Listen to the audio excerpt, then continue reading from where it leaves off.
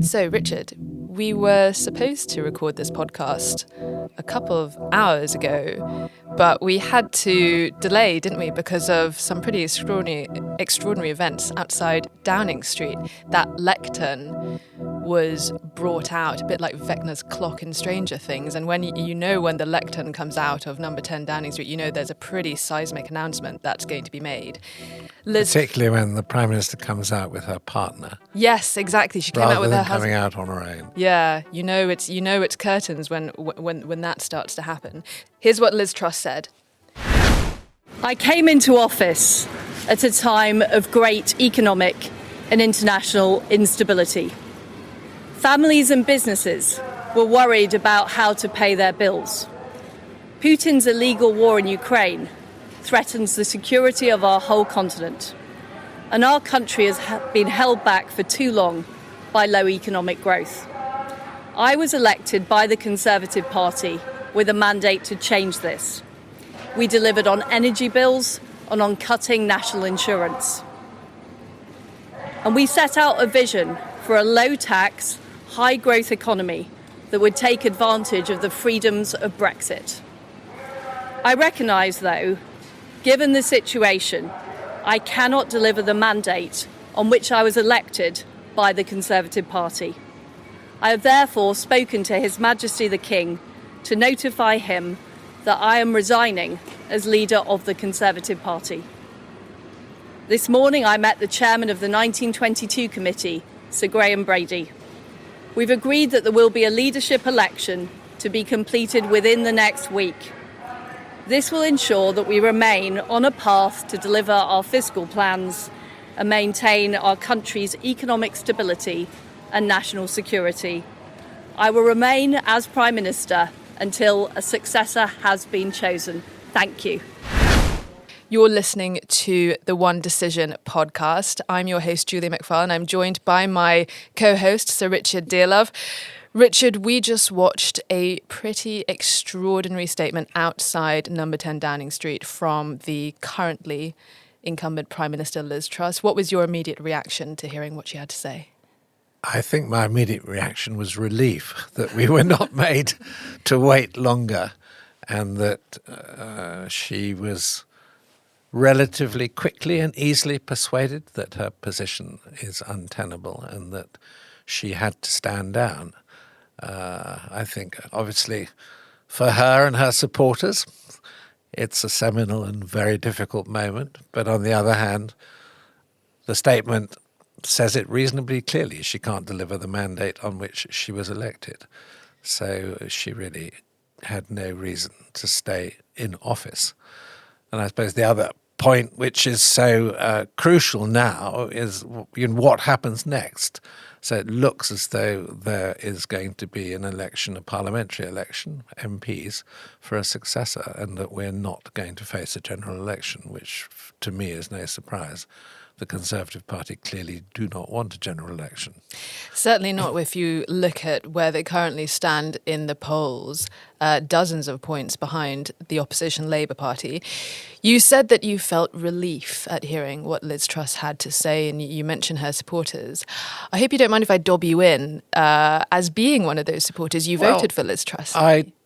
I'm not a Conservative Party member, so I didn't actually personally vote for her. But I would have voted for her had I been a Conservative Party member, not for any other reason that I believe that the growth policy is probably the correct route for any government to go down.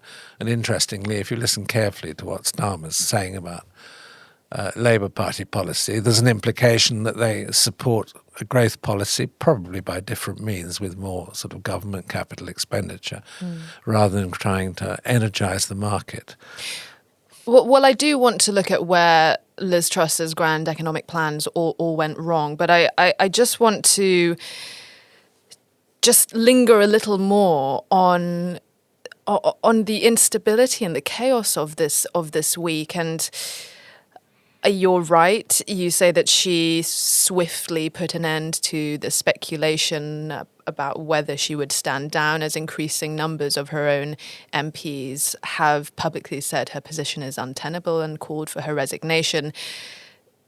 Swift in that she's only been in power for just over a month, but there has been an awful lot that's happened in this month, and perhaps it's just because the chaos of the last few weeks, and particularly what happened yesterday in the House of Commons after what initially seemed to be quite a positive day for Liz Truss, having had a difficult week so far, having had a lot of criticism for a bizarre statement she gave early in the week, for not being present for Labour's urgent question in the House of Commons on Tuesday.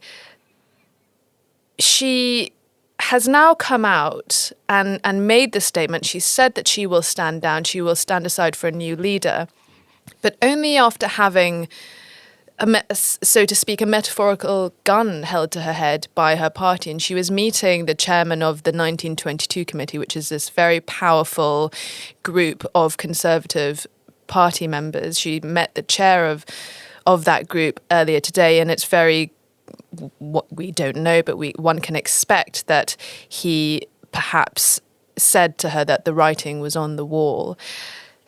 This has been such a turbulent administration, and we've seen how the markets have responded, and the UK has gone from being a safe haven for investors to one that looks a bit more like an emerging country, and that's a picture that's been painted by international observers and experts. How damaging has this been for the UK? Well, it's been very damaging in the short term for the UK's reputation. Damaging for the Conservative Party, which has this a reputation for responsibility in handling the economy. But if the world suddenly turns round and the markets, in effect, are saying, we think your chief financial officer is a waste of space, and they start heavily selling discounted shares in UK PLC, which is effectively what happened, you're in deep trouble. It is the judgment of the markets ultimately more than anything else, and the impact on the financial institutions that are so linked to government-related investments like the pension funds, that cause suddenly your credibility to fall away and evaporate. And that's really what happened. I think once Kwasi Kwarteng had to resign, there was really no hope or going back. I think Liz Truss, as a Prime Minister, has a rather dogged determination. I don't think she necessarily takes much notice of what people are saying. She was heading straight on and straight down. You point to the markets as being very, very instrumental to the piling on of pressure on Liz Truss. But it hasn't just been the markets. It's also been a growing number of people in Parliament, in her party, in the public eye, commentators, journalists, activists, campaigners, taking umbrage with the optics of her economic plan, which was slashing taxes for the wealthiest and not doing enough to support families who are really, really struggling. Yeah, I agree with you entirely. But I think that the way it's played out is a reflection of the fact that, she was elected by the party membership, which I think leans pretty heavily to the right. If you look at the composition of the MPs that, make up the Conservative bloc. Careful, Richard. That's a revealing Freudian slip. That's a Freudian slip. They're much more centrist, and there are an awful lot of Conservative MPs who would see themselves as the sort of compassionate Conservatives with a social conscience. Well, that's what Jeremy Hunt said. Yeah. He in his statement, he said, we are a compassionate Conservative. Yeah, and there's always been this significant bloc within the Conservative Party that has a strong social justice, social fairness agenda.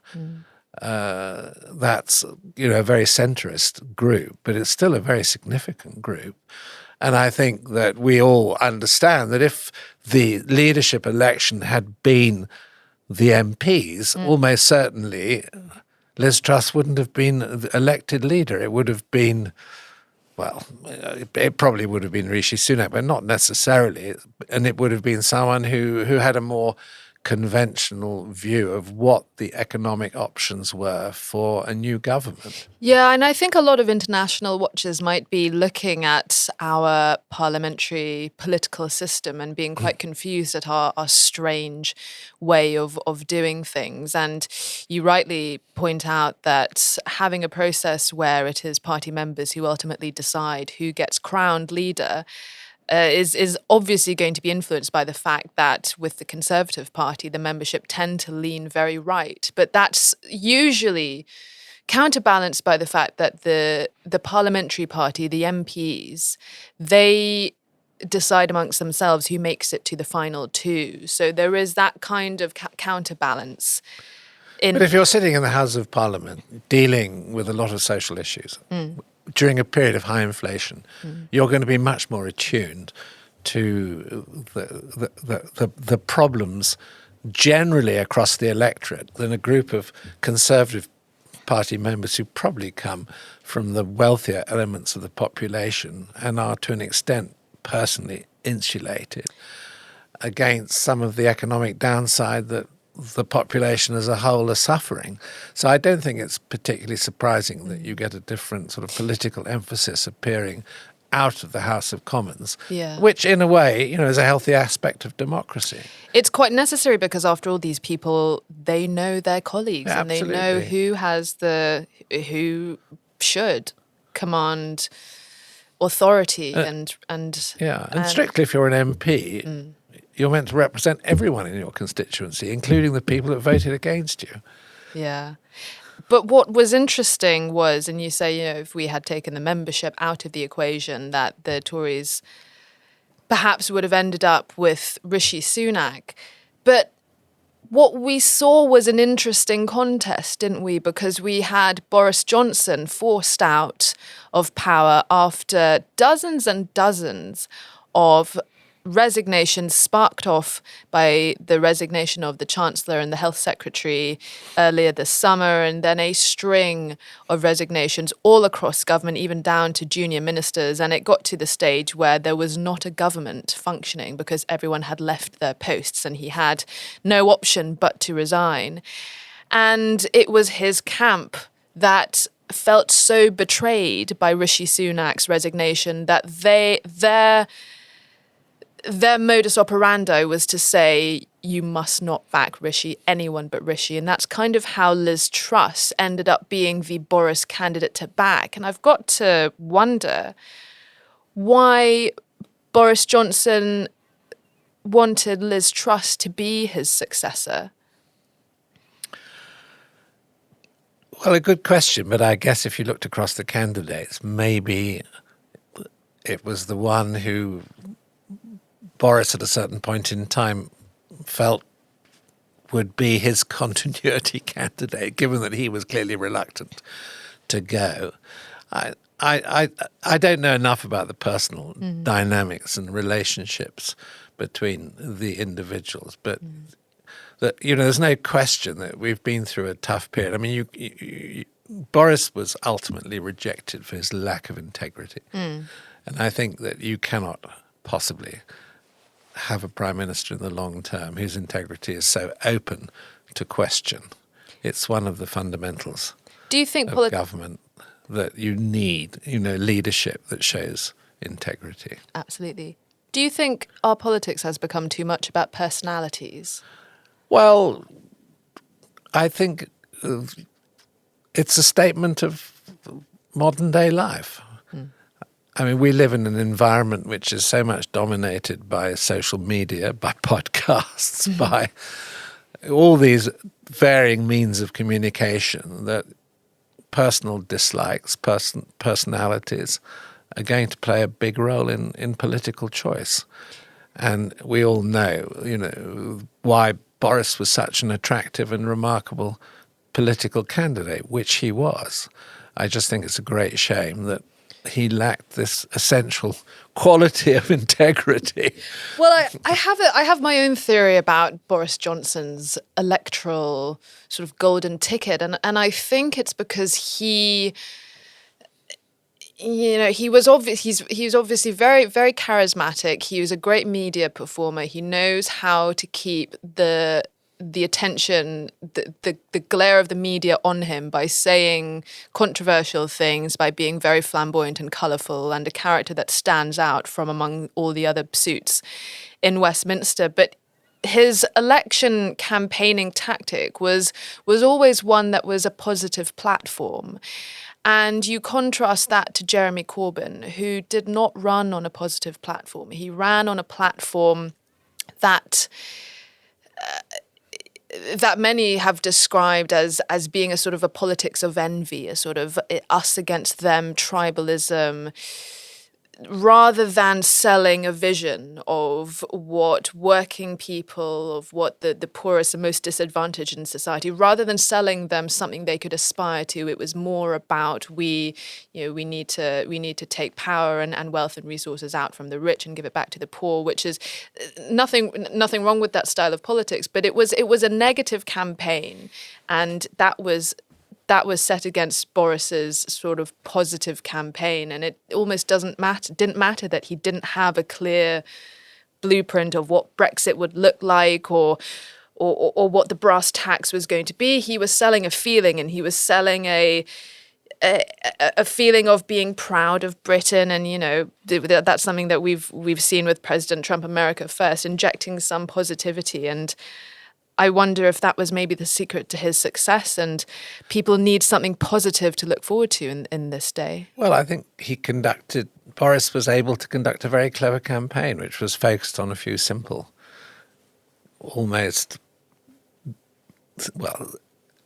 absolutely reduced political ideas like get Brexit done, and then, driving that bulldozer through do you remember a wall of packaging cases and things like that, which I guess had a basic appeal. But he's obviously a charismatic individual who seemed to offer something new and different.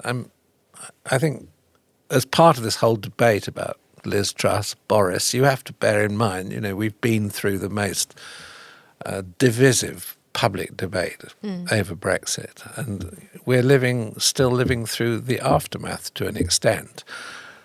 And although it should be over, and I think it is largely over as an issue, and it is accepted now by most of the political forces of significance in the country, there is still that residue of bad feeling. There is that residue of anger and disagreement.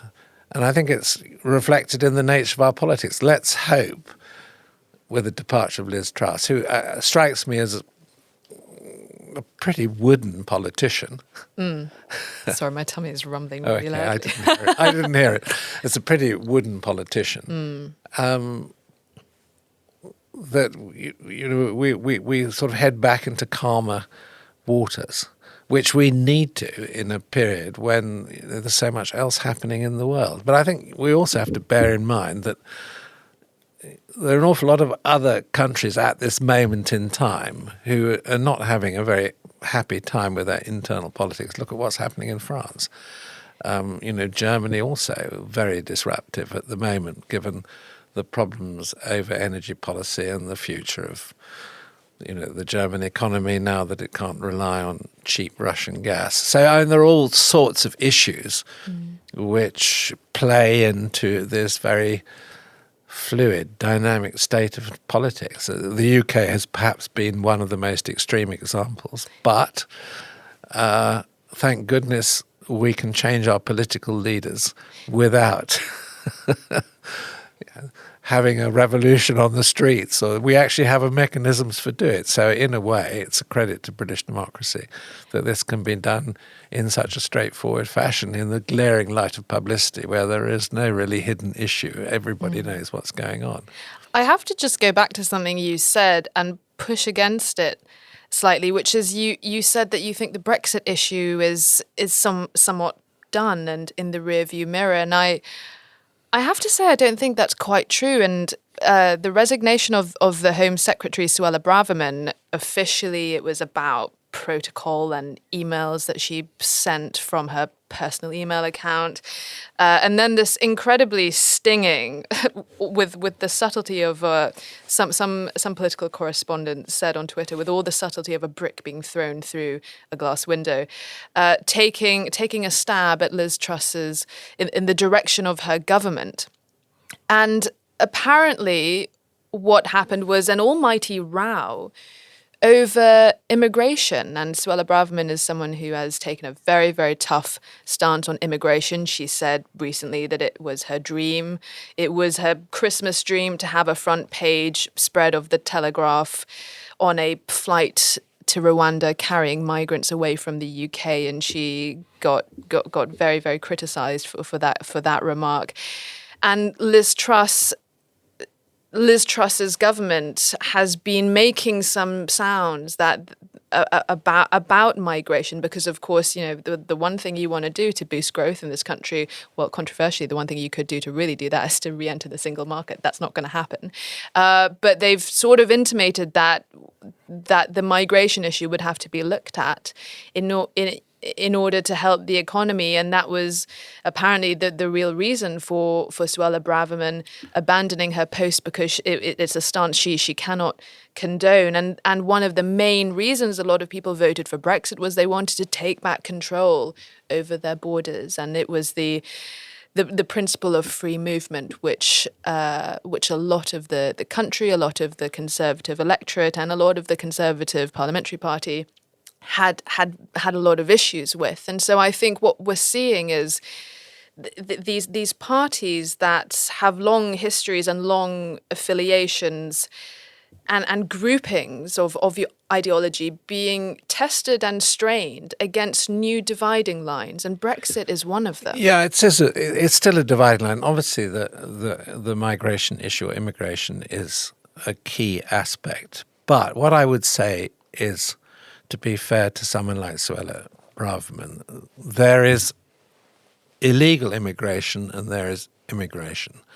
And I think that what any future government, whether it be Labour or Conservative, is driving at is legal immigration. That is admitting to the country those people who you know are going to make an economic contribution, who have the right profile in terms of employment, because it's clear with record low unemployment. You know, for example, take the caring industry or take the hospitality industry. There's a desperate need for extra employment. But she did say she wanted net migration down, not up. Well, not just illegal immigration, and the issue with the asylum I think that seekers. this is an issue which, you know, I think one has to be very careful about making predictions about numbers, because you're absolutely right. It's so closely linked to economic growth. So if you're going to have a policy to grow the economy, you're going to presumably increase employment. And if you really significantly increase employment, you haven't got the workforce to fill the gaps. Then you go out into, let's say, the international market and encourage people who have the right qualifications to come legally and work. And then you allow them, you know, to stay for a limited time, or if they stay for a long time, then they become permanent residents and all of that. I think what people have objected to in the past was a completely free movement market. We have no idea who's coming into the country, how many people. And I mean, I certainly recall a situation where the number of people entering the UK from Eastern Europe, countries like, you know, Romania, Bulgaria, Poland, suffering massive drain of their population, and this is going back a long time. but it's still probably the case. Their government's not actually knowing where half their population has disappeared to. Well, a lot of them have, come to the UK and during free movement come to the UK quite legally. And I think the situation basically got out of control. It doesn't mean that we can't go back in that direction, but with a very strict control system, which, let's face it, is what the US operates, what Canada operates, what Australia, and they all depend on immigration. But what confuses me is how that has been so weaponized. And I remember years and years ago when there were new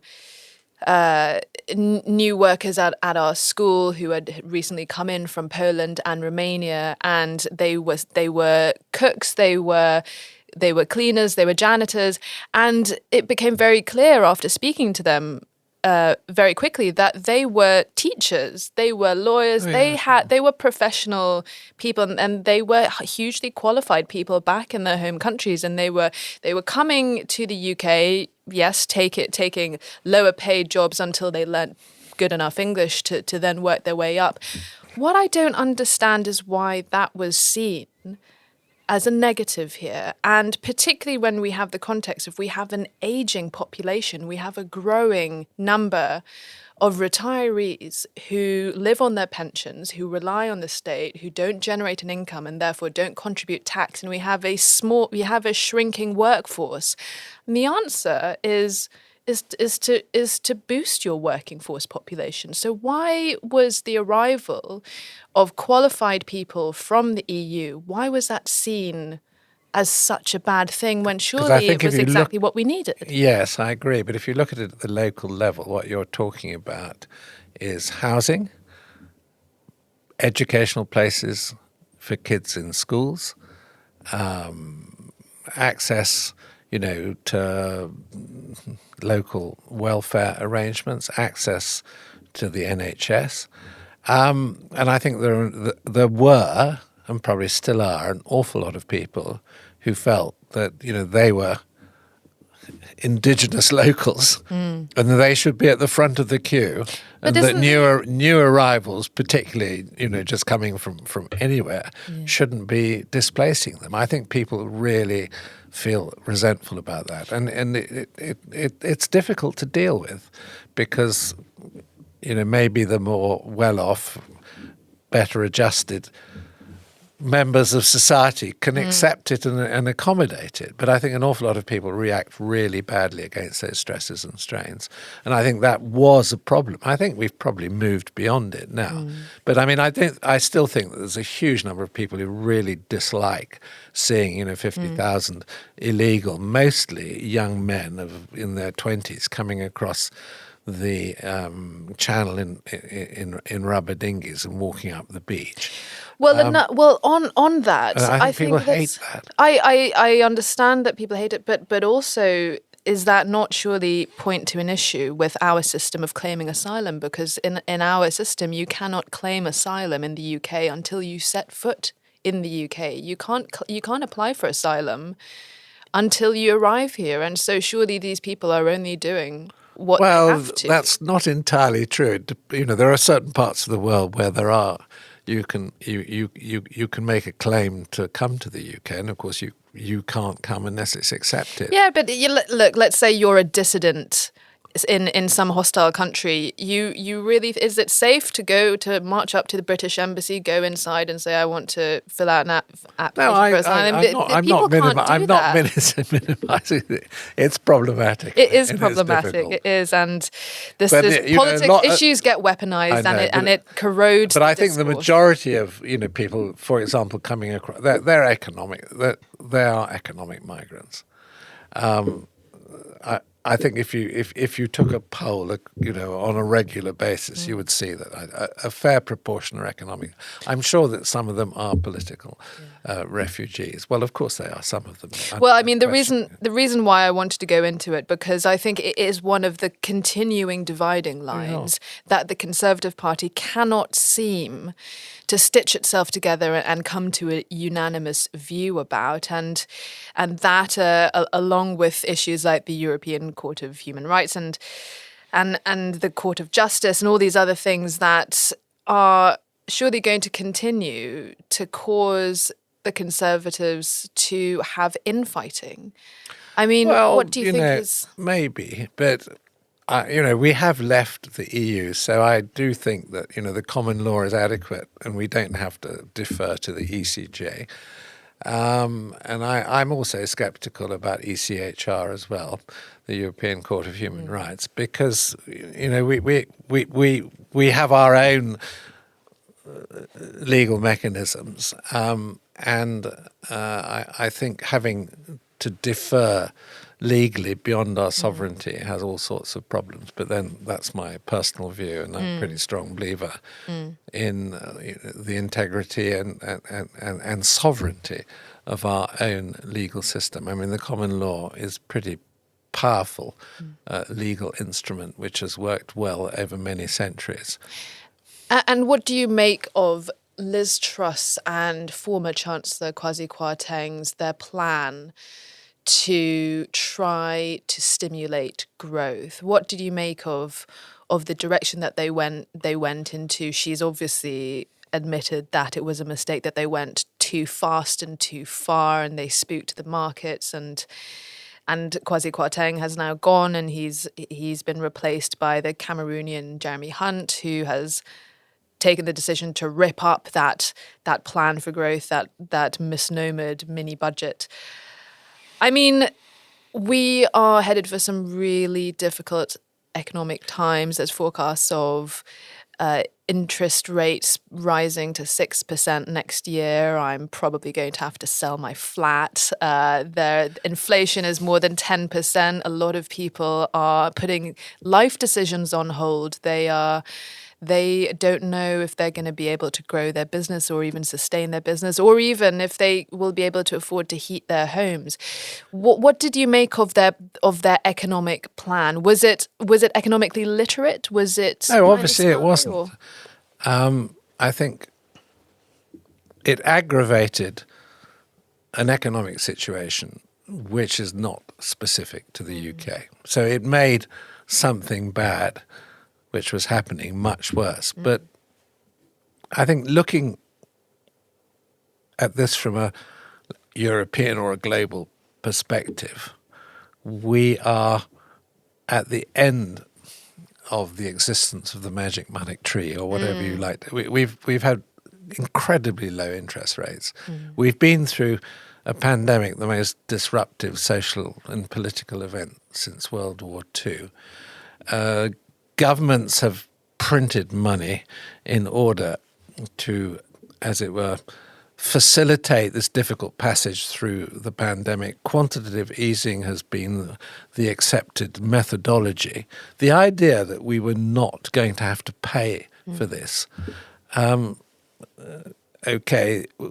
this has happened more suddenly and more quickly than people expected, partly stimulated by international events, particularly the invasion of Ukraine, which has this impact on energy prices. And it's triggered a series of events which were going to happen anyway. The question was at what speed they happened. I mean, I think we could all anticipate that, having had the government paying furlough to a significant proportion of the population, there would be a reckoning and that we would have to pay for it. I think that the idea of growth was a good one. And actually, if you listen to Starmer in terms of unspecified Labour economic policy, growth is very much on their agenda too. The question is how you implement it. Yeah. And obviously, the massive expenditure, the increased debt that this country, every country has accumulated now has to be taken account of in future budgeting. And we've just seen this very clearly in, Jeremy Hunt coming in as a safe pair of hands and saying we must do this, we must do that. Right, but you say Jeremy Hunt is a safe pair of hands, which really sort of illustrates that his predecessor was not a safe pair of hands. And something that has always really struck me about Liz Truss and those on her side of the argument have for a long time railed against what they have decried as the orthodoxy, these treasury officials, that these bean counters who are holding Britain back, and how for the UK to really prosper, it had to break free of this orthodoxy, and orthodoxy is a dirty word, and surely orthodoxy is there because there are systems in place by which we conduct our economy, and to go outside of that too far, to be too radical, to do things that are unexpected, that is not going to be productive. I mean, you could say that it is orthodoxy that we drive on the left-hand side of the road in this country, and you're sitting there thinking, oh, the traffic is mostly one way. I want to drive on the right-hand side and save myself some time, but then you will crash if they you should do have been that. radical by stealth. I see. I think that you could see a program for growth which could have been progressive over time, which could have been accelerated as the economy recovered and expanded, to do it in the way that Kwasi Kwarteng presented it was over gambling. I mean, I think Kwasi's a clever guy, has a Cambridge PhD in economics, I believe, or in economic history. I'm not sure Oxbridge educations are quite the currency they used to be. Well, maybe, but this is quite a long time ago. I have to point out St Andrews was found the best university in the UK That's by the where you Sunday went, Times. is it? Yes, it is. Right. Fabulous. But I mean, look, Kwasi is a clever guy, but I think he was a risk taker, a gambler. I think gambling with the country's well, yes, unfortunately, and of course, the immediate market reaction was this doesn't play. It's too far, too fast, too quickly. And I mean, there's silly aspects to it, like cutting the 45% rate of tax, which would have benefited me. but on the other hand, I think I had several conversations with people I know and we all said, this is ridiculous. We don't want it.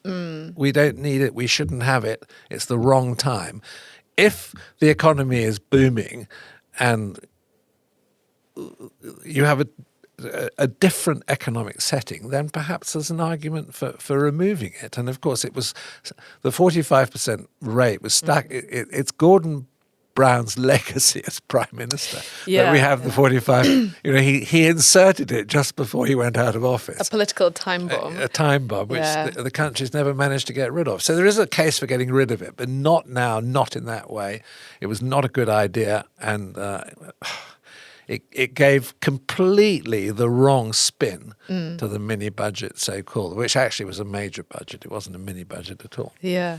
We're running out of time, but one thing I do just want to briefly touch on is something that really has changed is the growing role that the UK has had and is having, perhaps as a lifebuoy to the prime ministers in distress, but stepping up to the plate when it comes to European security. And we also saw, who was it? Was it Steve Baker, who apologised for not working with the EU enough when it came to the issue of Northern Ireland. We're seeing actually a bit more of a change that, we may have left the EU, but the UK is wanting to be more internationally present and engaged with its neighbours. Well, that's exactly where we should be. Look, historically, the UK has never been an intimate part of a European alliance for a very long period of time. So if you look at it through a historical perspective, leaving the EU is perhaps less of a big deal than if you just look at it in current terms. But the UK's position as a security defence power has always been crucial to European security. So the fact that Macron holds this political meeting in Prague and invites many more countries than the member countries of the EU, including the UK, I think is a very healthy and sensible development.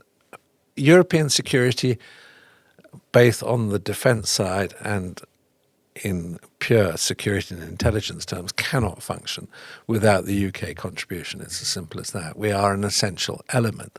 So I think this is one of the good things. We're moving beyond the sort of immediate angst of Brexit, the sour, difficult Brexit negotiations, and the UK is being re-engaged in European security, but as a contributor, not in its capacity as an EU member state. But for me, it actually puts us in a stronger position because we have more room for manoeuvre. Look, we've been able to do stuff on Ukraine quickly, in quantity, in a way which is much more profound and more successful than any other European power. And I think it shows the aspect of liberation. I think if there's a change of administration or change of control in the midterm elections in the United States, you will see a significant acceleration in UK progress towards a trade deal, probably with the United States. So, I mean, these flexibilities, I think, are a huge plus for us. They're also a benefit to Europe once they get over the angst of us actually leaving the EU, which, of course, was a huge blow for the EU. You've got to bear in mind, it wasn't just controversial here in the UK. It was resented by many Europeans who didn't like to think that we wouldn't be in there because we represented a particular strain of thinking within the EU, which reflects views on the EU of other member states, and they lose their closest ally. But we can still operate in conjunction with Europe in a very positive way when it comes to European security. So I'm pleased about that. I think it's good to leave on to finish on an optimistic note, and to hopefully our nearest and dearest friends and partners abroad will bear with us. Great Britain under new management. Let's see well, where we I think they have been appalled at watching our internal politics. Yeah.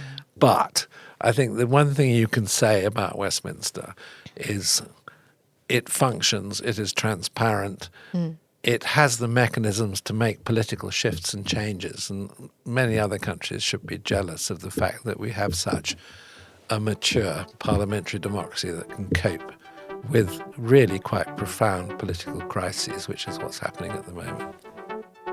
Quick question, should we have a general election? Not yet.